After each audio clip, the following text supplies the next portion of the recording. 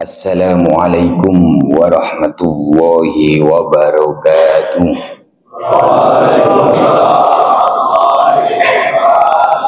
Bismillah, alhamdulillah, wassalatu wassalamu ala sayyidina rasulillah wa ala alihi wa sahabatihi wa man tabi'a sunnatahu wa jama'atah min yaumina hadha ila yaumil qiyamah, amma ba'dah. Hadratal muhtarumin, masaikhil kurama, habaibanal afadil, zu'ama anal aiza. Tak lupa kepada teman-teman TNI Angkatan Udara, ngerti nggih? Nggih bener. Saya soalnya belum kenalan semua ya, susah. Ada absennya. Absen untuk kenapa itu namanya, untuk mengabsen nama-namanya, nggak usah tahu. Hadirin wal hadirat yang tentunya saya tidak bisa menyebutkan namanya satu persatu, khususnya Mas napa Bapak tadi, Bapak Imam sholat subuh. Saya ternyuh bangga sekali, Masjid TNI imamnya santri. Tadi saya sengaja memang kalau pertemuan pertama dimanapun, kalau bisa jangan jadi imam dulu sayanya. Jadi komat baru keluar dari, baru masuk masjid. Kasihan tadi Mas Amir kayaknya panik. Kok nggak datang-datang Pak Ustadznya. Mas Imam atau Bapak Imam sholat subuh, semua jamaah sholat subuh. Pak, ibu-ibu ada? Mbak-mbak apa ibu? Mbak-mbak atau ibu-ibu semua yang kami hormati dan yang kami banggakan, alhamdulillah, pertama-tama marilah kita mengucapkan rasa syukur kehadirat Allah Subhanahu wa taala, di mana pada kesempatan pagi ini kita bisa hadir. Yang pertama dalam rangka sholat subuh secara berjamaah. Mudah-mudahan saya bukan apa ya ternyuh lagi tadi kalau di pondok pesantren begini tuh biasa. Ternyata pondok pesantren kalah dengan teman-teman dari TNI Angkatan Udara. Kita bisa sholat subuh berjamaah. Mudah-mudahan niat baik panjenengan semua, niat baik kita semua, termasuk salah satu hadis dari baginda Rasulullah Muhammad sallallahu alaihi wasallam, man shalla subha bi jama'atin fa ka'annama shalla laila kullahu. Jadi hadis itu panjang. Man shallal isya'a bi jama'atin, barang siapa yang sholat isya secara berjamaah, fa ka'annama shalla nisfal lail, gitu. Barang siapa, ya nggak tahu barangnya siapa ini. Salah ya terjemahnya itu, barang siapa yang sholat isya secara berjamaah, faka'an nama sholat nisfal lail, pahalanya seperti sholat di tengah malam. Terus ada lanjutannya ke sini, man sholat subha bijamaatin, barang siapa yang sholat subuh secara berjamaah, faka'an nama sholat laila kullahu, maka pahalanya seperti orang itu sholat semalam suntuk. Nah ini penting karena kenapa selama ini kadang-kadang justru kita terbalik, ngepoti tahajudnya, akhirnya malah lupa subuhnya tidak berjamaah. Malah lebih baik yang mik biasa nggak apa-apa kalau nggak, lebih baik kita bisa sholat subuh berjamaah, daripada kita terlalu konsentrasi sholat tahajud pas, bukan saya melarang sholat tahajud dulu, pas sholat subuh berjamaah, waktunya subuh masuk, kita justru tidak bisa sholat subuh secara berjamaah. Mudah-mudahan niat baik kita yang pertama dalam rangka sholat subuh berjamaah dicatat oleh Allah Subhanahu wa taala sebagai orang yang sholat semalam suntuk. Nah teman-teman, pertama-tama dalam pertemuan ini pakai kenalan, kenalan. Kalau nama saya itu ya itu seperti yang tadi, Muinan Rafi. Saya pernah masuk daerah sini akikoan itu tahun berapa, jenengan belum kesini ya, tahun 2011. Acara akikoan, tapi tidak di masjid, di salah satu warga. Jangan-jangan warganya sudah dipindah menjadi pejabat besar dulu. Makanya saya baru ke Al-Hadi ini sekali ini yang sering itu di Abdurrahman. Masjid mana itu yang sana? Blok U. Yang Abdurrahman itu yang dua masjid itu sering ke sana saya. Nah, teman-teman, pada kesempatan ini saya disuruh untuk menyampaikan tema masalah fikih. Fikih mengenai tentang sholat dan toharo atau bersuci. Kira-kira selesainya sampai jam berapa nanti? Ada apel katanya. Jam berapa? Jam 6. Nah, ini saya mulainya babnya itu bab toharo dulu, termasuk juga bab sholat langsung. Jadi fikih itu ada 4 bagian. Makanya ini harus pelan-pelan soalnya ngaji fikih. Latar belakangnya dari pesantren apa dari umum dulu? Umum. Nah, ya gitu yang semangat. Biasanya ya, nggak usah tegang dengan saya, malah kok tegang. Harus umum, harus ada tanya nanti. Dari latar belakang dari umum. Jadi gini, harus pelan-pelan saya menyampaikannya, harus detail nanti. Fikih itu dibagi menjadi 4, namanya 4 rubuk. Jadi andaikan ini bundar dibagi 4, kalau dibagi 4 berarti namanya seperempatan, dibagi 4. Rubuk yang pertama, saya dari belakang dulu biar apa itu namanya, karena konsentrasi kita rubuk yang pertama. Yang keempat itu rubuk siasah, fikih yang membahas masalah perpolitikan. Makanya ada fikih siasah dalam kuliah-kuliah fakultas syariah, termasuk saya dulu di fakultas syariah jurusan akhwalus saksiyah, hukum keluarga Islam. Itu ada jurusan ada mata kuliah fikih siasah, fikih tentang perpolitikan. Terus naik lagi ada fikih jinayah. Jinayah itu adalah fikih tentang pidana, pembunuhan, perampokan, pencurian, itu termasuk kategori perzinaan, pengonoan dan seterusnya. Paham pengonoan enggak ini? Itu tadi belum jadi kenalan ya, sudah terlanjur masuk ke tema kenalannya nanti mau. Nah, jinayah itu jinayatun, namanya hukum pidana, sehingga ada nama hukum pidana. Itu fikih tentang pidana, hukum jinayah. Nah, yang ketiga namanya rubuk muamalah. Muamalah itu hubungan antara manusia yang satu, hamba Allah dengan hamba Allah, namanya muamalah. Sehingga ada namanya muamalah itu bisa kategori jual beli. Padahal jual beli itu masuk kategori rubuk yang pertama nanti, yaitu rubuk ubudiyah.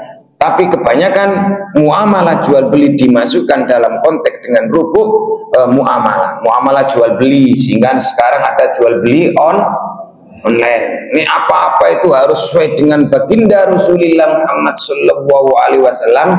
Kita nggak bisa bergerak, nggak ada kemajuan Islam itu. Tapi jual beli online juga tidak langsung dianggap sah begitu saja. Sehingga ada 3 teori untuk supaya jual belinya itu menjadi sah. Ada khiyar aib, khiyar syarat, khiyar majlis. Ketika di foto itu bagus, nyampe di tangan kok ternyata nggak sesuai dengan di foto, itu bisa diklaim untuk dibatalkan, namanya khiyar aib. Ada kecacatan tidak sesuai dengan di foto, itu juga bisa, namanya muamalah. Nah, yang pertama ini apa enggak tadi? Apa? Rubuk siasa, apa? Nah, perpolitikan. Ini terus rubuk jinayah, apa? Jinayah ini pidana, masalah pembunuhan dan seterusnya. Terus yang ketiga rubuk muamalah. Muamalah itu sih kalau dalam bahasa fikih muamalah, namanya fikih muamalah itu ya fikih masalah jual beli, padahal tidak hanya jual beli, hubungan antara manusia yang satu dengan yang dua, itu namanya muamalah. Terus yang pertama ini yang kita bahas itu rubuk ibadah atau rubuk ubudiyah. Apa? Jadi rubuk fikih seperempat yang pertama ini membahas tentang peribadahan. Lah ini yang terbanyak teman-teman. Mulai dari toharo. Toharo itu maaf, kalau dikaji jangankan kok cuma sehari, 3 tahun itu tidak selesai kalau mendetail sesuai dengan kitab kuning. Saya membawa banyak kitab ini, minta kajian kitab yang apa.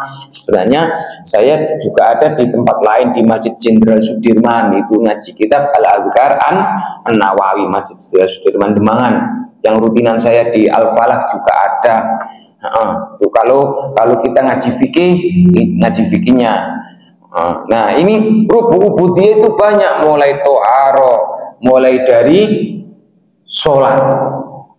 Maaf ini soalnya ya ini teman-teman, justru kalau ngaji fikih malah agak demokratis. Kayak tadi kemarin itu saya sampai pada bab di suatu tempat pada bab tentang kriteria menjadi imam. Saya sebelum membaca hadis yang pada tema yang kemarin di kitab Fathul Qorib itu, memang seharusnya seorang imam itu kalau bisa adalah imam rawatib setempat. Saya kategori tamu, nggih aslinya gitu. Insya Allah kalau nggih kerso lah disuruh, tapi nggak hanya sini, semua masjid saya tidak mau kalau langsung disuruh jadi imam. Malah afdolnya yang sini, yang rawatib. Andaikan kok bacaannya lebih fasih tamunya, saumpama padahal tadi sini kan sudah kategori SNI gitu, Masjid Istiqlal apa Masjidil Halal, gitu. Sudah bagus. Andaikan lebih bagus bacaan saya, tetap dikembalikan ke yang imam rawatib. Sampai di kitab I'anatul Thalibin Syarah Fathul Min, andaikan imam rawatib itu belum selesai, ada orang datang masih pas posisinya imam rawatib pas tahiyat akhir, maka yang orang baru datang nggak boleh bergegas mendirikan jamaah sholat, nggak boleh, tunggulah sampai selesai. Malah jangan menunggu, datang langsung tahiyat akhir ikut. Itu sudah dianggap fadilah berjamaah, cuma tidak dianggap pokoknya kalau bisa jangan. Soalnya ini posisinya imam rawatib, jangan sholat sendiri dulu yang imam rawatib, soalnya belum selesai. Imam rawatibnya masnya tadi, yang mana tadi? Jenengan? Mana tadi yang imam rawatib? Oh, okay. Itu yang sehari-hari jenengan yang di sini. Apa gitu. Jadi, nah teman-teman, masalah sholat, apalagi fikih rububiyah, masalah puasa, zakat, haji, terus apalagi kalau toharo tadi kan sudah, memang luas. Nah pertanyaannya sekarang bahas masalah fikihnya tentang toharo apa langsung sholat? Soalnya begini, nanti kalau ngaji bab toharo jenengan harus benar-benar siap, khawatir memang selama Pak Muin selama ini pengajian itu ya kadang-kadang ada yang kok nggak sesuai dengan amali yang selama ini kita kerjakan. Itu artinya apa? Dilala ketika saya membaca kitab fikih kok jenengan teman-teman merasa tidak sesuai, nggak salah, memang belum ngerti. Tapi kalau sudah ngaji kitab kayak gini, berarti harus dibenahi. Itu masalah. Suatu saat kita juga harus membahas secara mendetail, karena waktunya nanti hari ini harus temanya bab sholat begitu. Makanya nanti kita juga akan membahas masalah toharo, membahas mengenai macam-macam air. Air itu ada yang dapat digunakan untuk bersuci dan mensucikan, suci tapi tidak bisa mensucikan. Teman-teman kalau selama ini mencuci pakaian setelah pakai apa itu deterjen, ya, deterjen. Bilasan terakhir air jernih, air mutlak. Jadi air itu ada 7. Ini baru sekilas dong, air itu baru air itu ada 7 macam air. Dari 7 macam air itu diklasifikasi lagi menjadi 4 bagian, suci dan mensucikan. Itu namanya air mutlak. Terus yang kedua, suci tapi tidak setelah mencuci dengan deterjen, habis itu dibilas berapa kali? Roto-roto 3 atau 2. Bilasan terakhir dengan air air mutlak, air keran kan. Yang menjadi masalah, kenapa kok harus dicampur dengan pewangi? Memang pewangi itu suci, tapi tidak bisa ngono cerita cara nih. Awalnya, tapi saya nggak ke situ ya. Mungkin ini cuma pertemuan hari ini kan maksudnya.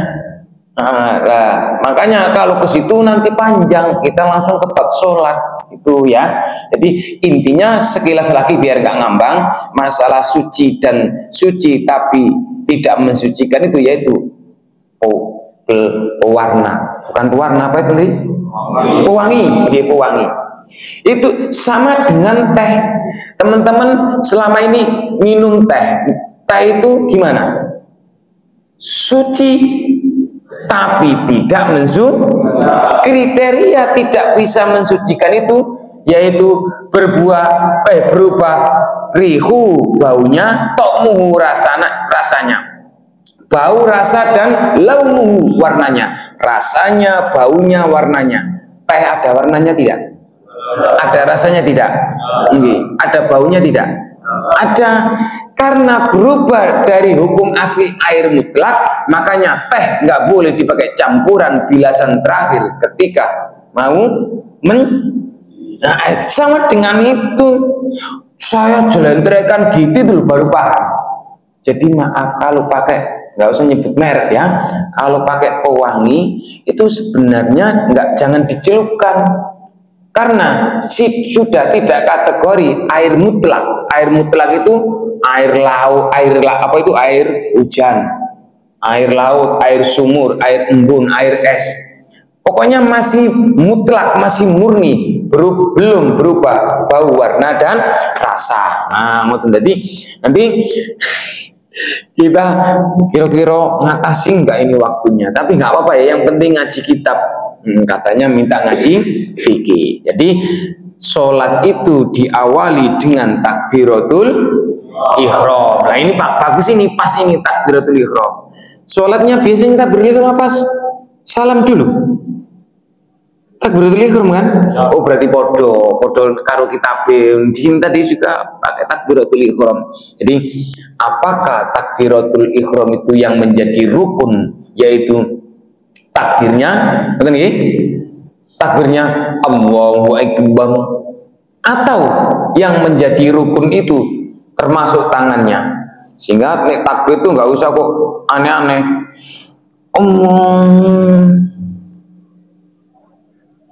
Ngepaske, nggak usah. Yang menjadi rukun itu adalah lafadznya. Makanya lafadznya juga harus dikeraskan. Kalau sini tadi sudah sip, sudah SNI. Ada loh, akhir-akhir ini sudah nggak pakai mic, nggak pakai pembantu mic kecil loh.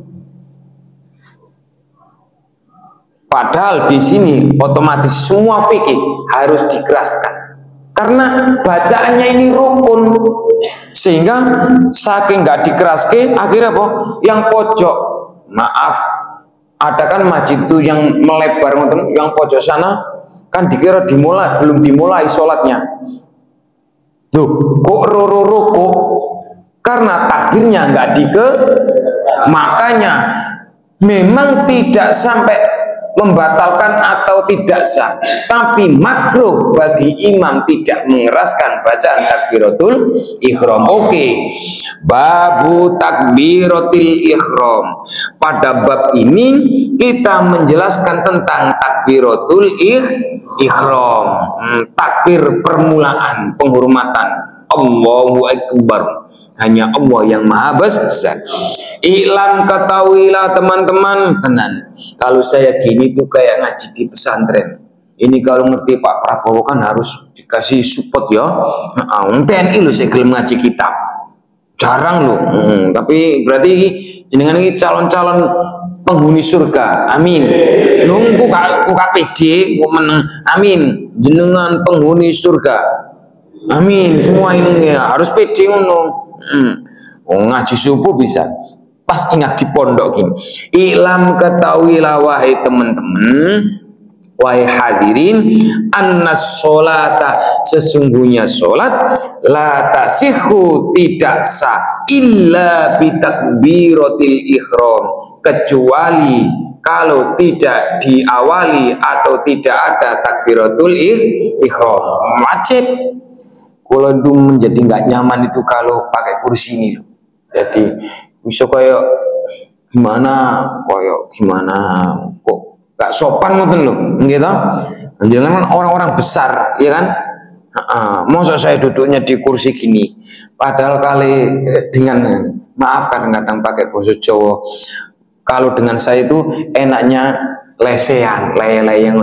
Makanya kemarin Mas Amir tak tanya, kalau ngaji fikih kalau bisa berubah tempat, nih kayak tadi nggak luwes, gitu, di meja apa di podium. Jadi sekali lagi, ketahuilah bahwa annas sholata, sesungguhnya sholat, la tasihhu, tidak sah, illa bitakbiratil ihram, kecuali kalau tidak diawali dengan takbiratul ihram. Faridotan, baik sholatnya itu sholat fardu, kanat au nafilatan, atau sholatnya nafilah, sholat sunnah. Ini saya samakan dengan di metode perkuliahan. Gak usah menunggu saya selesai pengajian jam berapa tadi? Jam 6 kurang. Langsung angkat tangan, langsung saya hentikan. Niki jangan tanya dulu. Biar apa yang menjadi ide pertanyaan jenengan langsung tersampaikan, malah dari pertanyaan itulah ilmu baru akan muncul. Tanya saja, nggak usah nunggu sesi terakhir. Wat takbiratu indas Syafi'i, takbir menurut Imam Syafi'i, wal aksarina, dan mayoritas ulama yang berafiliasi dengan Imam Syafi'i. Maaf, ya inilah ngaji fikih teman-teman. Kita itu kalau ditanya orang milih Al-Quran apa milih ulama mazhab, sekarang gini, kalau ada pertanyaan milih Al-Quran apa manut poro kiai, kalau saya nggak bisa jawab. Karena apa? Kita kalau langsung Al-Quran itu nggak mungkin, karena kita pasti ada yang ngajari, guru itu. Jadi itu pertanyaan tapi nggak perlu untuk dijawab karena jebakan semua. Iya, kalau kita jawab guru atau kiai, seolah-olah kita dianggap nggak butuh Quran. Sama. Jadi saya pernah ditanya oleh suatu forum jamaah, kenapa Pak Muin kok membawa fikih? Bukankah fikih itu miliknya para ulama mazhab? Ulama mazhab itu 4, Hanafi, Maliki, Hanafi, Maliki, Syafi'i, Hambali. Pak Muin ditanya itu, kenapa Pak Muin nggak memakai ulama hadis? Bukhari, Muslim, Abu Dawud, Tirmidzi, Ibnu Majah, Ibnu Hibban, An-Nasai.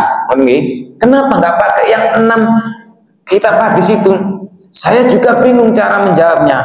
Sebelum menjawab, saya kembalikan. Gini aja Pak, lebih dulu mana ulama mazhab Hanafi, Maliki, Syafi'i, Hambali dengan ulama hadis Bukhari, Muslim, Abu Dawud, Tirmidzi, Nasai, Ibnu Majah, Ibnu Hibban? Apa jawabnya jamaah tadi? Lebih dulu ulama hadis. Langsung saya jawab, itu salahnya jenengan. Anane Imam Syafi'i nggak pernah memakai hadis Bukhari, anane Imam Syafi'i nggak pernah memakai hadis Muslim dan seterusnya. Soalnya Imam Syafi'i meninggal, Bukhari baru umur 7. Jadi urutannya begini, Hanafi itu Imam Hanafi muridnya Anas bin Malik. Anas bin Malik sahabat Rasulullah. Imam Hanafi punya murid namanya Imam Samudra. Imam Maliki. Imam Malik punya murid namanya Imam Syafi'i. Imam Syafi'i punya murid namanya Imam Hambali. Pokoknya harus dihafalkan ini. Hanafi, Maliki, Syafi'i, Hambali. Jadi Imam Hanafi meninggal, Imam Syafi'i lahir. Tapi Imam Syafi'i masih punya guru, yang guru itu muridnya Imam Hanafi, yaitu Imam Malik. Barang Imam Syafi'i punya murid, nanti ke sini Imam Syafi'i punya murid namanya Imam Hambali. Nah, Hambali ini justru punya murid yang namanya Bukhari. Bukhari punya murid Muslim. Pertanyaannya, ketika ada hadis rawahul Bukhari dengan rawahu Imam Ahmad bin Hambal, jenengan milih yang mana? Selama sekolah di SMA katanya, selama jenengan mengikuti pengajian, selama jenengan mengikuti penjelasan dari guru-guru jenengan, kalau ada hadis rawahul Bukhari dengan rawahu Ahmad bin Hambal, lebih dulu mana jenengan makainya? Ayo, selama ini koyok-koyok menurut kebiasaan Bukhari. Yes, jenenge mobil niku, maaf kalau saya boleh nyebut merek, sing jenenge sepeda motor niku mesti zaman pulau Cilirin, zaman saya dulu. Padahal ada merek yang insya Allah tidak kalah dengan merek-merek itu. Sama dengan itu. Artinya apa?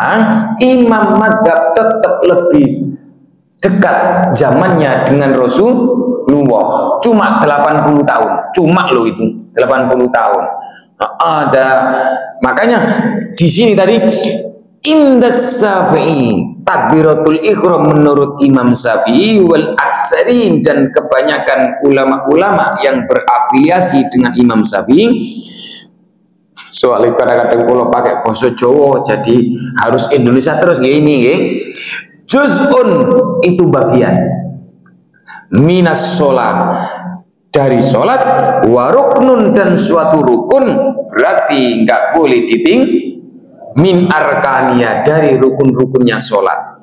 Wa inda Abi Hanifah, menurut Imam Abu Hanifah, hiya sartun, hanya syarat, laisa min nafsis sholat, tidak termasuk induk daripada sholat.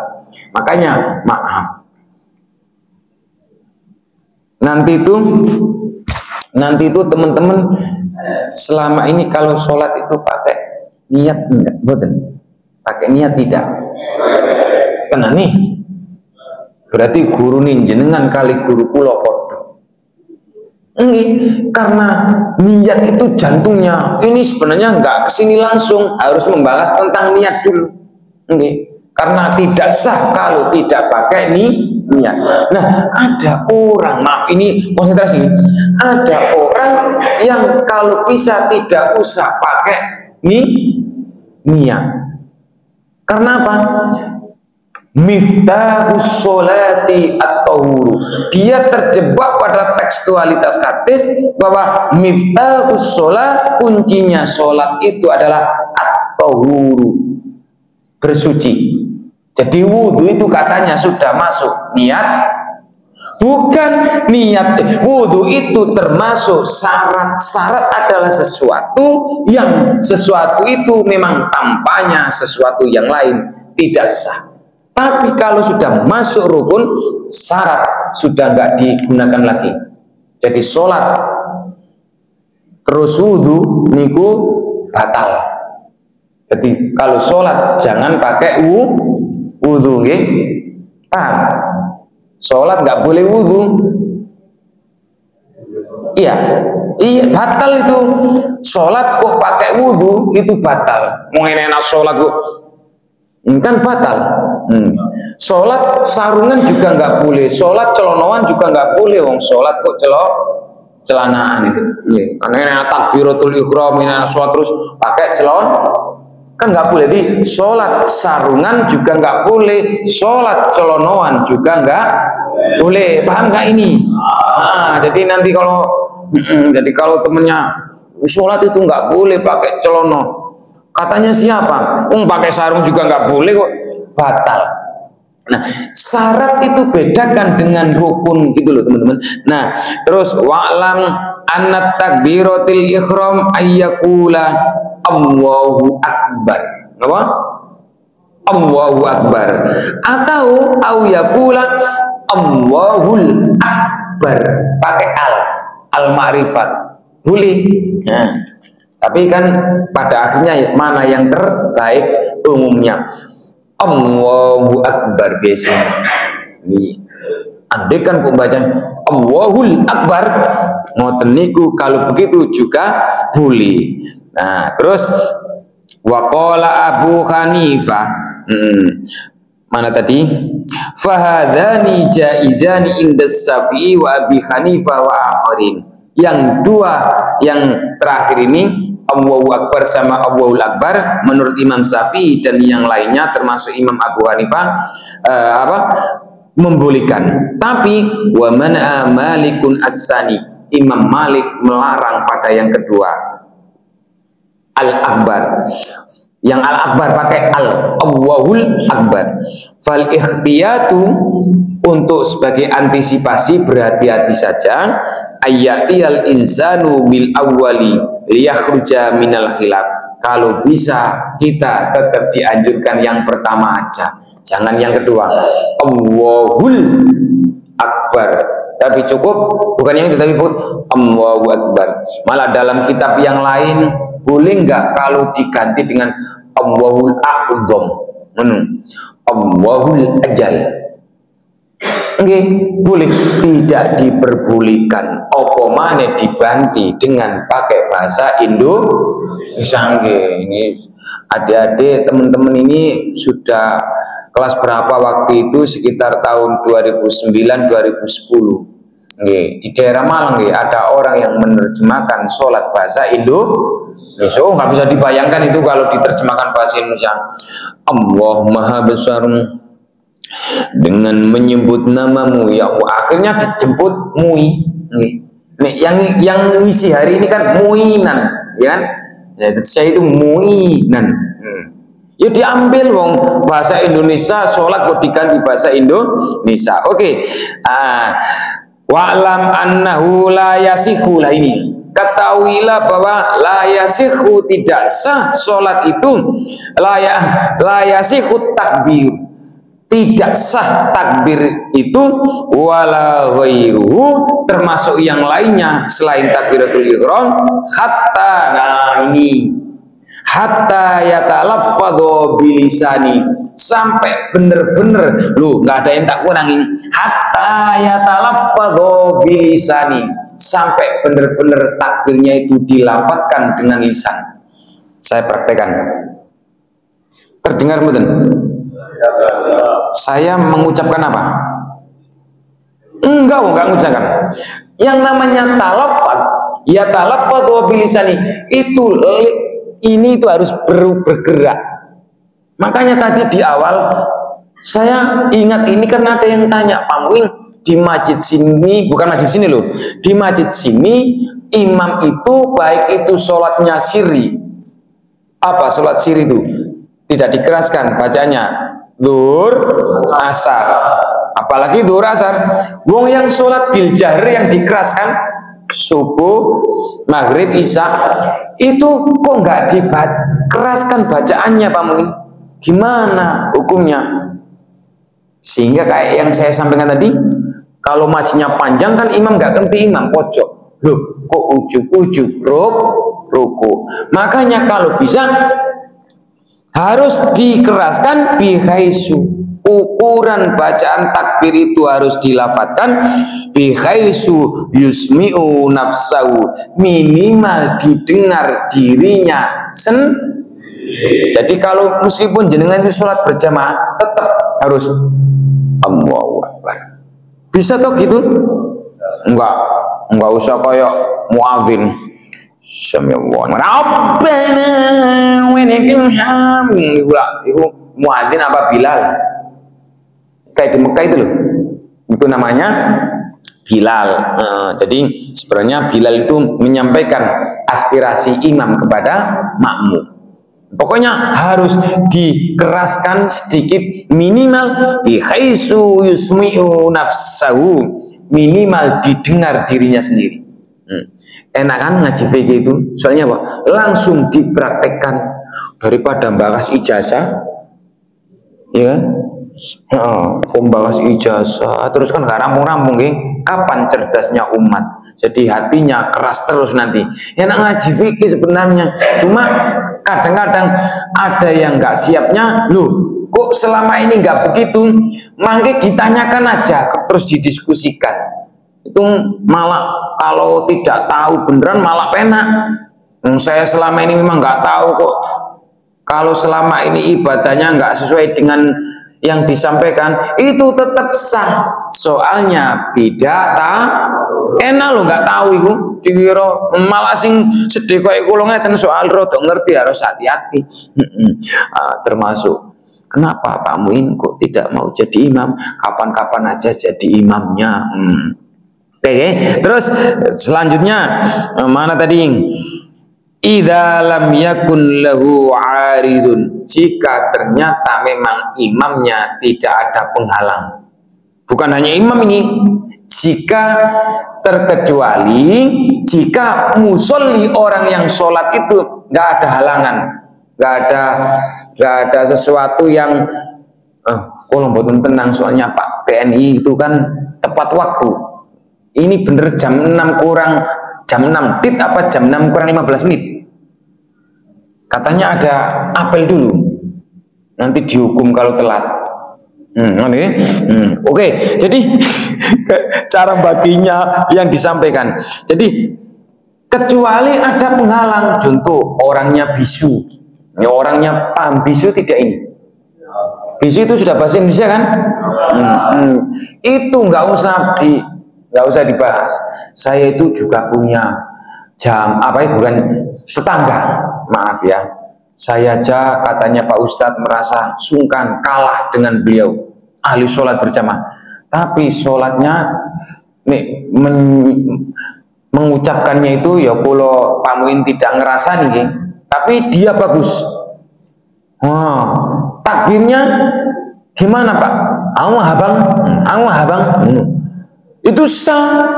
Soalnya kalau orang seperti itu karena adanya penghalang, abang bukan Allahu Akbar. Sampai pernah suatu saat diundang tahlilan la ilaha illallah, kebetulan yang mimpin Pak Muin. Wah, anak ada dia ya, kira-kira nanti aku guyu enggak? Apa pas tahlilan?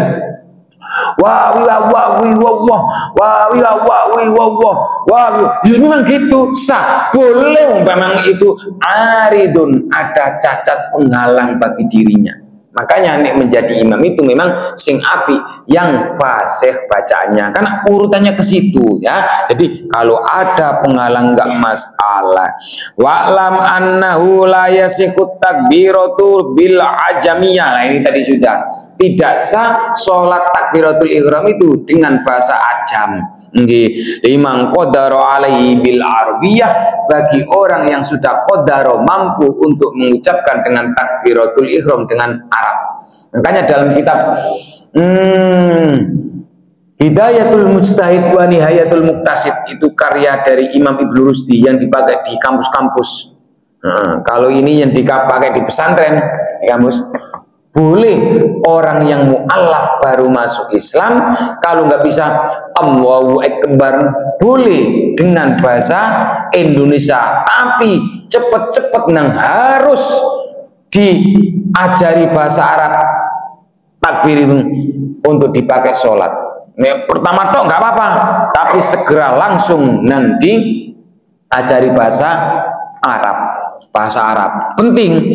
Wa'lam, terus ketahuilah, terus annal madzhab as-sahih al-mukhtar, sesungguhnya menurut madzhab sing paling sahih yang dipilih anna takbiratul ikhrami la tumaddu, sesungguhnya takbiratul ihram itu tidak boleh dipanjangkan. Dadi la tumattu Allahu Akbar. Apa mana dipanjangkan alifnya? Allahu Akbar. Kira-kira enggak jadi sholat apa malah tertawa? Wala tumattatu, enggak boleh dilakukan takbiratul ihram. Nah, kayak tadi itu sudah SNI pokoknya. Allahu Akbar. Kagak boleh dilakukan. Bal yaquluha, akan tetapi ucapkanlah mudrajatan, dengan secara jelas, musri'atan, cepat. Yo jelas, yo cepat. Allahu Akbar. Bagaimana nanti kalau dibaca takbirnya itu panjang? Yang di takbir yang mana yang panjang? Apakah di takbiratul ihram? Apa takbir intikol? Kok nggak bawa buku catatan? Nggak bawa buku catatan amal? Kayak malaikat nanti. Buku catatan ini loh. Jadi takbir itu ada dua, ada takbiratul ihram, ada takbir intikol. Nah, ini takbir intikol beda dengan takbiratul ihram, boleh dipanjangkan otomatis, terutama menjelang berdiri. Jadi kayak imam tadi sudah bagus. Jangan sampai takbiratul ihram menjelang berdiri, menjelang apa itu, duduk dibalik-balik, duduk malah panjang. Allahu Akbar. Kira-kira yang di belakang kebelanjur tidak? Yang belakang kebelanjur tidak? Kebelanjur, soalnya salah mengucapkan. Kalau duduk pendek, dan usahakan lebih dulu gerakannya, baru lafadznya, baru bacaannya.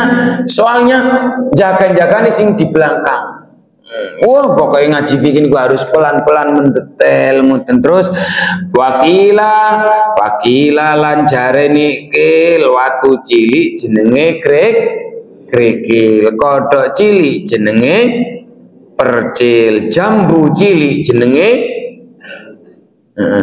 nggak ada yang dirja, berarti ini jambu kecil, pentil itu loh, pentil jambu kecil kan jenenge pentil. Wassawabu wakila tumattu, boleh kok dipanjangkan takbiratul ihram itu, tapi ini dipanjangkan yang mana dong lafadznya? Wakil wassawabu al awwalu, tapi yang aswab, yang paling bagus, yang paling benar tetap yang pertama, singkat, padat, jelas. Allahu Akbar, khusus takbiratul ihram.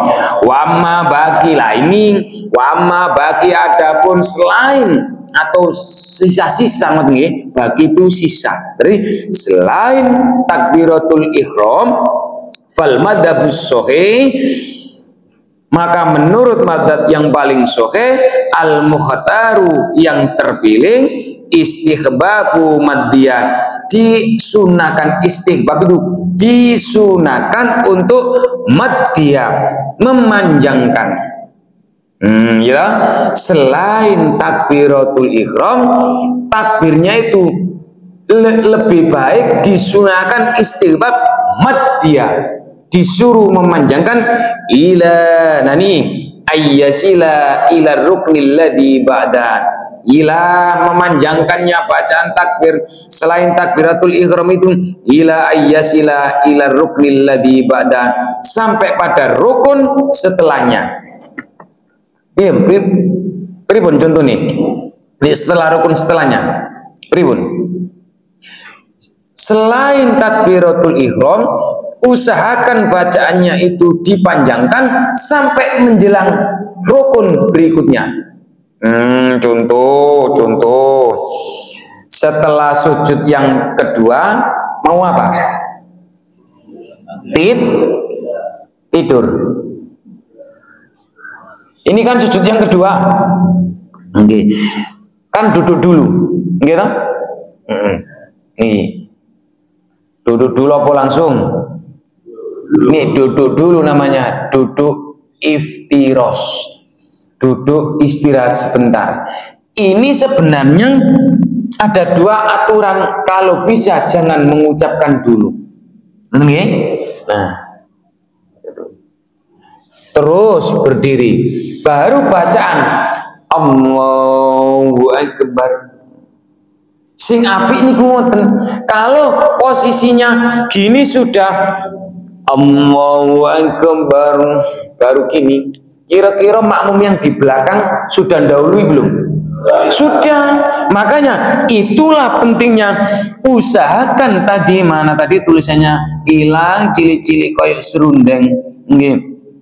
Usahakan ila ayyasila ila ruknil ladzi ba'da. Usahakan bacaannya itu sampai rukun berikutnya. Caranya ya tadi.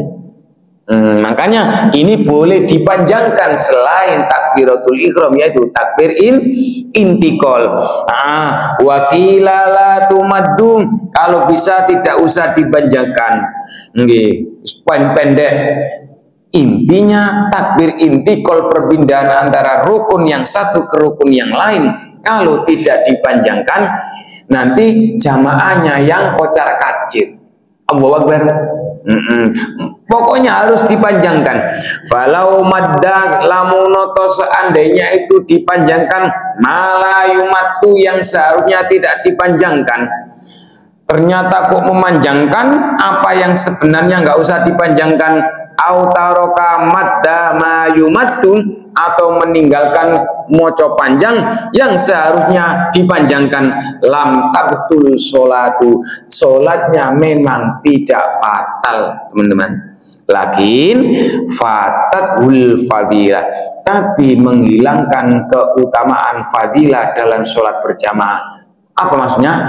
Pasti jamaahnya itu kocar kacir. Apa contohnya? Begini, contoh di sini Jumatan tahun ini, maksudnya dipakai Jumatan. Kalau saya sering melihat kejadian sholat berjamaah atau Jumatan, kena opo imam sudah duduk, makmum malah berdiri.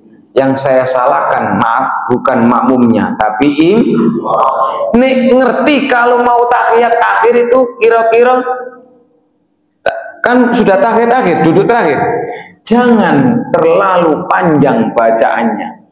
Meskipun nek dipanjangkan tidak sampai tapi kan jamaah boleh kehilangan konsentrasi. Ono sing isin wis kadung ngindo, wis mau tahiyat akhir. Allahu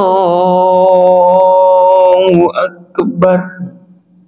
Kira-kira banyak atau enggak? Banyak. Banyak tidak yang belakang berdiri enggak? Malah berdiri Allah. Akhirnya duduk lagi.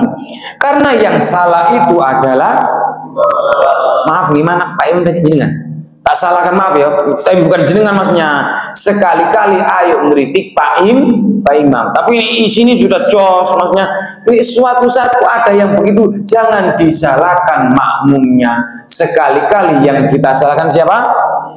Tapi bukan imam sini loh, nggih. Itu masih banyak. Ya bener, menurut fikih itu nggak membatalkan sholat. Iya, saya setuju, memang di mana-mana nggak ada. Tapi keutamaan fadilah menjadi kurang. Itu tadi. Apabila, kan bagus sekali, falau madda ma la yumaddu, apabila memanjangkan yang seharusnya nggak dipanjangkan. Ini berarti tadi ya, wong seharusnya dipanjangkan kok malah dipendekkan. Seharusnya panjang berdiri, atau tadi nih, ini kan seharusnya panjang. Jadi Pak Muin selama ini kalau sholat berjamaah, kalau menjadi imam, nggak bakal ada yang bisa mendahului Pak Muin. Karena apa? Pak Muin mesti duduk iftiros. Kalau mau berdiri, ini masih diam Pak Muin, diam terus. Bahkan Allahu Akbar ini baru ngomong. Andai kan boleh tak intip, kayak son DCI. Karena selama ini makmum DCI itu ya tadi, karena imam sudah mau berdiri masih pakai duduk iftiros, sudah ngomong. Allah, bahkan sejak dari sini Allahu Akbar baru gini. gitu. Akhirnya yang di belakang pasti dahuluin.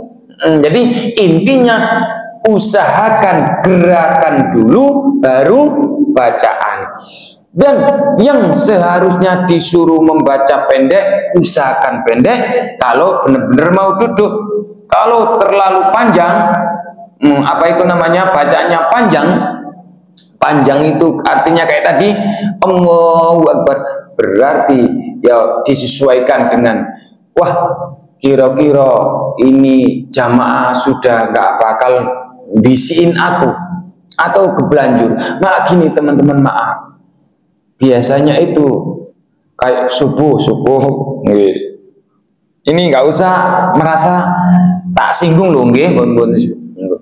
Suatu saat ada imam yang sholat subuh, subuhnya pakai itu suatu saat kita harus bahas kunut. Jadi kunut nggak kunut, pada akhirnya yo taruhlah yang kunut itu gojologi yang nggak kunut, yang nggak kunut gojologi yang kunut. Intinya kunut itu memang ada dasar hukumnya. Nah, bacaannya imamnya tadi bedo. Sami'allahu liman hamidah. Allahumma hdina fi man hadait. Kok ada yang senyum?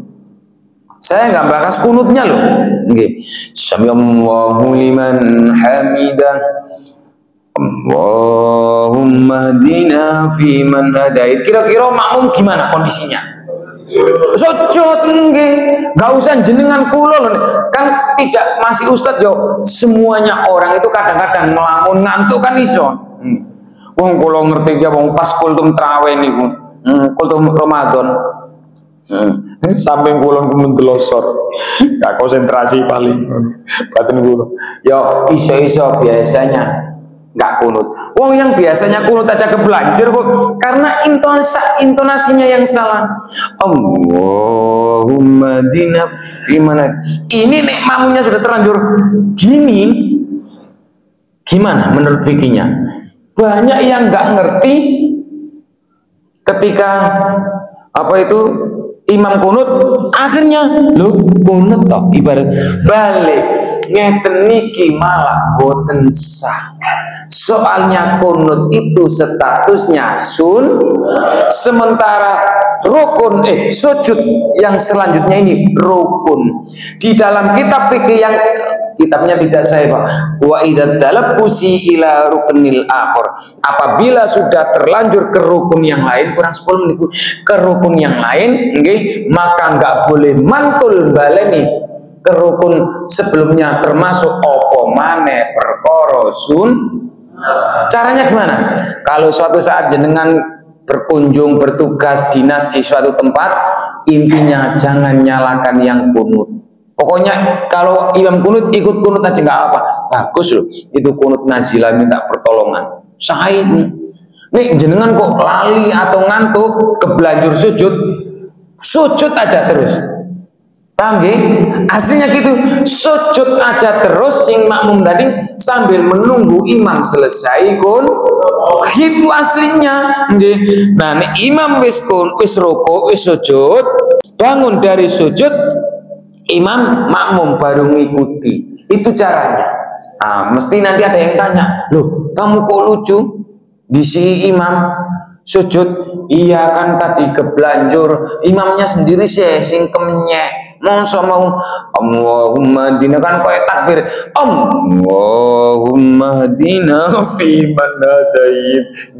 Niku ingat kanca kula waktu ning pondok, dia nyapingin sujud ingat oh iya saya kunut, akhirnya Allahumma hdina, akhirnya ya banyak sing kebelanjur ngono. Nggih. Pokoknya itulah pentingnya ngaji fikih teman-teman. Oke. Nah, terus sekarang wa'lam, sekarang tinggal satu pas 10 menit. Angel loh iso ngepas kayak gini. Soalnya ini Bapak Ustadz, kalau kita telat untuk apel akan dihukum nanti. Lari-lari antara Bukit Sofa masuk Bukit Sofa dan Marwah. Wa'lam anna mahallal Madinah. Sekarang mana tempatnya bacaan takbiratul ihram yang dipanjangkan. Anna mahallal maddi, sesungguhnya tempat atau bukan tempat, huruf-huruf yang dibaca panjang ba'dal lami minallah, Allahu akbar, wala yumaddu fi ghairihi. Jadi yang boleh dibaca panjang itu adalah lam jalalah, nggak boleh di apa itu namanya alifnya Allahu akbar, nggak boleh. Yang boleh itu di lam jalalah ba'dal lami minallah. Begitu juga nggak boleh di bahasa panjang itu apa itu yang selain lafaz itu, yaitu yang barnya bar, nggak boleh. Wasunnatu ayyajarul imamu bitakbiratul ihram. Nah, imam itu diusahakan harus yajharu, menjaharkan. Gitu. Tadi sendirian atau jadi imam dikeraskan, makmum imam disunahkan juga harus menjaharkan. Pokoknya masjid sini harus ada mic-nya gini kalau mau sholat berjamaah, harus dikeraskan. Khawatir nanti yang belakang sana. Ini sudah bagus masalah jamaahnya putri itu. Nggak boleh putri itu ditutup gorden rapat, nggak boleh. Barisan yang pertama putri harus mengetahui barisan makmum di depannya. Itu ada temanya, itu ada. Intinya pokoknya nggak boleh mengandalkan speaker. Listrik mati ya bingung nih ditutupi rapat. Ini majunya agak lebar ke sana agak jauh. Ini nggak kerungu. Itulah pentingnya kenapa harus dikeraskan. Listrik mati, terus gordennya ditutup rapat. Kalau gini ya nggak masalah karena sudah kelihatan separuh. Ya nggak boleh tutup rapat. Hanya mengandalkan speaker nggak boleh. Ini listrik mati ya kelapaan. Pernah kejadian sudah rada pengalaman Pak Muin, ada yang tanya gimana Pak Muin hukumnya ini karena nggak dengar. Itulah resikonya kalau tertutup rapat. Wa yusirul makmum biha bihaisu yusmiu nafsahu. Usahakan sebagai untuk makmum nggak usah dikeraskan, khusus untuk yusmiu nafsahu, untuk didengar sendiri. Jadi kayak makmum ini Allah nggak usah keras-keras. Sing keras tadi siapa? Bukan Bilal, apa? Mubaligh. Apa? Mubaligh ini yang menyampaikan suara imam ke makmum. Tapi yo pakai mubaligh itu kalau makmumnya cuma satu, nggak usah pakai mubaligh ya. Imam satu, makmum satu, kan tambah bingung. Sampai Allah liman Rabbana walakal hamd. Padahal makmumnya cuma satu. Terus lagi selanjutnya wal yakhris ala tasghih takbir. Usahakan hendaklah jogon cara membaca takbir, fala yamuddu fi ghairi maudhi. Jangan sekali-kali mendowokkan. Paham mendowokkan betul nih? Apa? Oh, kirain tidak paham bahasa Jawa. Mendowokkan jangan sekali-kali memanjangkan yang bukan tempatnya. Fa inna maddal hamzata minallah. Jadi nggak boleh memanjangkan yang bacaan Allah. Nggak ada. Terus au fil ba'i min akbarin. Allahu akbar.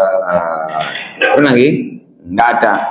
Jadi, ini kalau dipanjangkan loh. Kalau yang bacaan intikal loh, kita nggak bahas yang takbiratul ihram.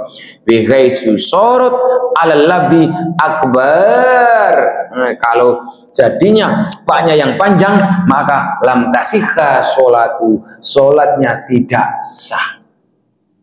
Soalnya menjadi dua kebesaran nanti. Nah, jangan-jangan yang besar cuma selain Gusti Allah ada lah, bahayanya di situ.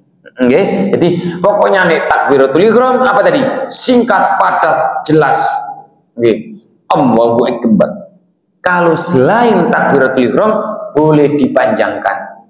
Malah usahakan yang pasnya panjang, yo panjang, nek pas pendek yo dipendekkan. Cuma nek panjang hati-hati, yang boleh dipanjangkan cuma lam jalalah yang kedua. Allahu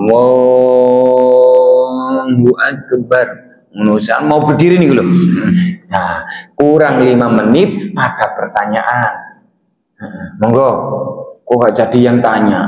Siap. Nih, nama, alamat, tanggal lahir, nomor sepatu. Oke, monggo. Oke. Tanya, apakah ada hukum terkait perbedaannya kalau mendengar kajian bahwa niat sholat sunahnya juga dapat ketika tidak sholat atau saat. Jadi sini. Jadi ingat nih, niat itu ini agak lama nggak apa-apa. Niat itu masuk kategori rukun qauli. Ngerti nggih? Nggih. Jadi rukun kolbi, ada rukun kolbi, ada rukun qauli, nggih, ada rukun amali. Nah, karena rukunnya itu rukun kolbi, makanya kaibat kata kuncinya ngene. Sallu, monggo. Mari. Kama ra'aitumuni usolli. Sholatlah kamu sebagaimana saya sholat, usolli.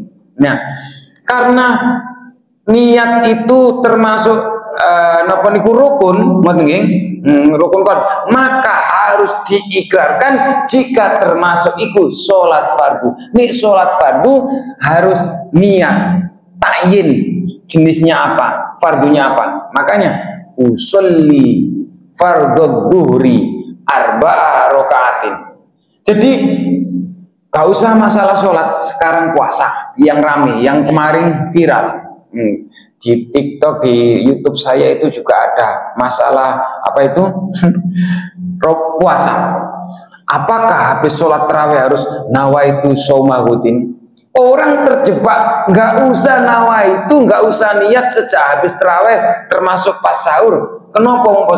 Yang nggak usah pakai niat puasa itu jika puasa sunnah. Ini hari Kamis, ini hari Senin. Jenengan sejak subuh sama subuh gak makan, kok rasanya kenyang, aras-arasan sampai jam 10 gak makan, gak usah langsung seketika itu niat, sah selama belum makan belum minum. Tapi puasa sunnah, nih puasa wajib di beberapa kitab gak sah sebelum fajar muncul, sebelum adzan subuh. Untuk mengantisipasi itu, makanya habis sholat tarawih langsung nih sama dengan sholat itu yang tidak wajib itu jika bukan sholat fardu, sholat mutlak. Nah, itu di kitab Kasifatus Saja Sarah Safinatun Najah. Jadi niat itu dibagi 3 itu. Karena niat harus diucapkan minimal di dalam hati. Ya memang di dalam hati aja, nggak usah usolli parong. Jadi nggak usah begitu dikeraskan. Sekarang begini saya tanya, usolli, yang melarang usolli itu selama ini karena salah paham. Dikira usolli itu setelah takbiratul ihram. Enggak, usolli itu jatuh sebelum takbiratul ihram. Contoh, jenengan sebelum sholat ada telepon, ya halo, bisa bicara dengan salah sambung. Pada panggilan apel, ada gimana? Iya, maaf ya, sebentar saya mau sholat dulu. HP-nya dimatiin, terus sholat saya sah tidak sholat saya? Terus sholat, kan habis mau sholat ada telepon, oh iya sebentar ya tak sholat dulu, HP tak taruh, terus saya sholat. Sholatnya sah enggak? Tenang? Lah, terus apa iya? Usolli fardul maghribi salasa rakaatin. Terus baru takbir. Kan sama dengan kasusnya saya sebelum sholat karena usolli itu jatuh sebelum sholat. Tujuannya apa? Biar mantep.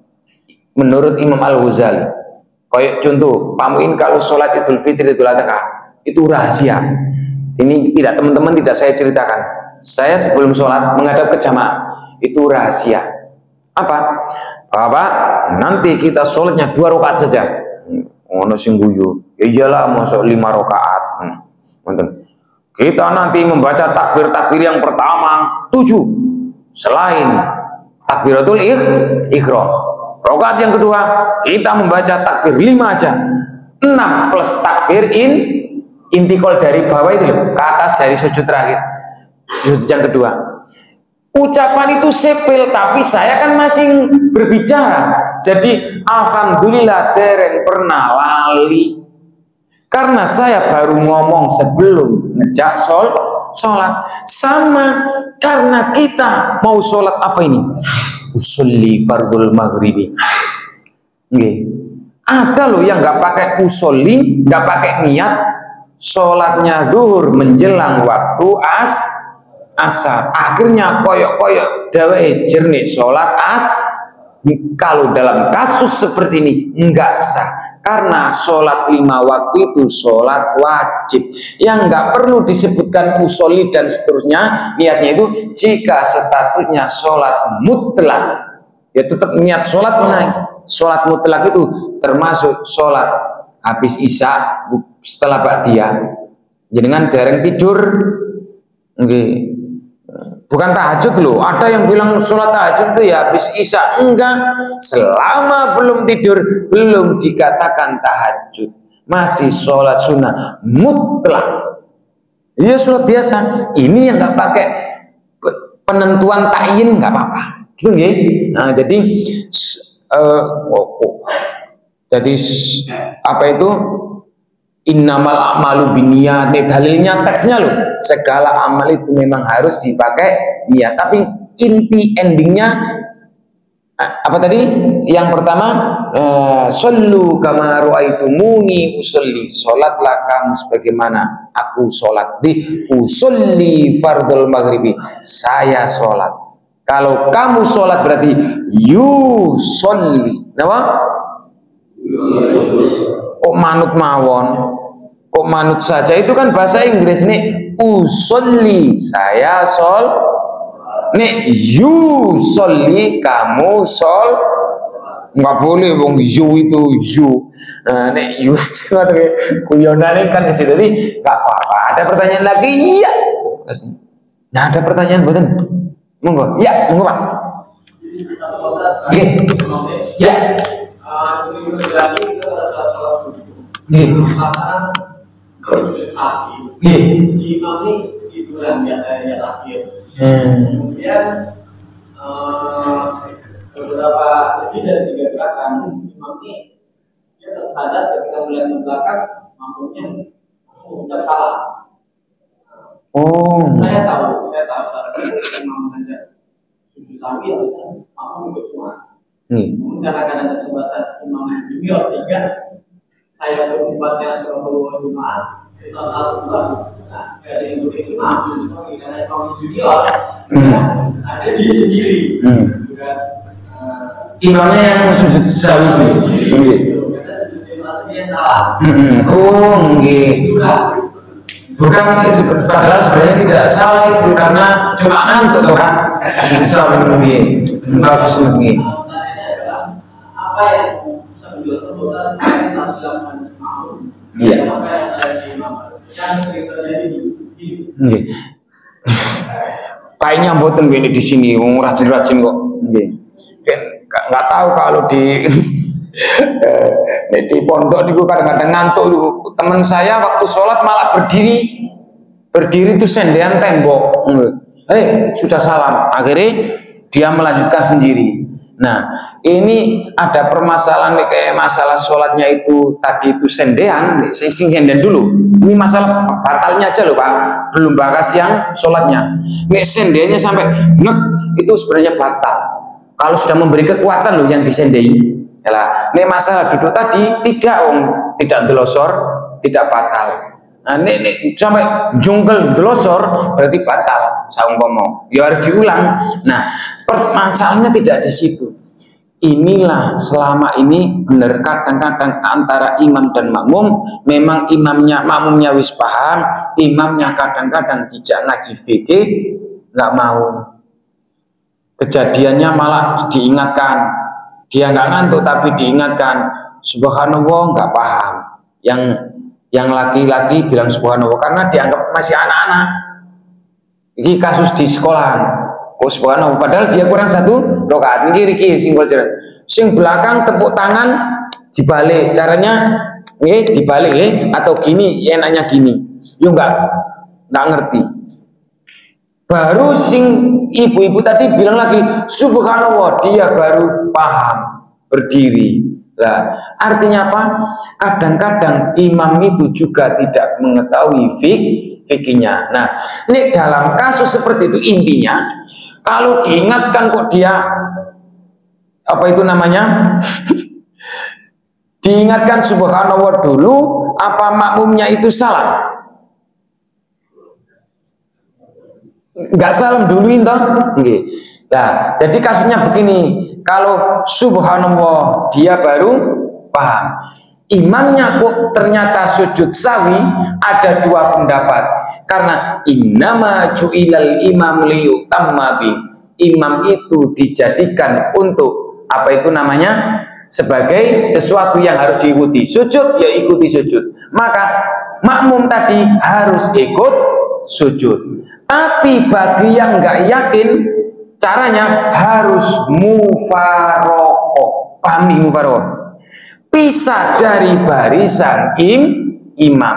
Jadi nggak usah nunggu dia salam, diingatkan kok subhanallah, nggak paham. Sekali-kali subhanallah langsung sujud sawi.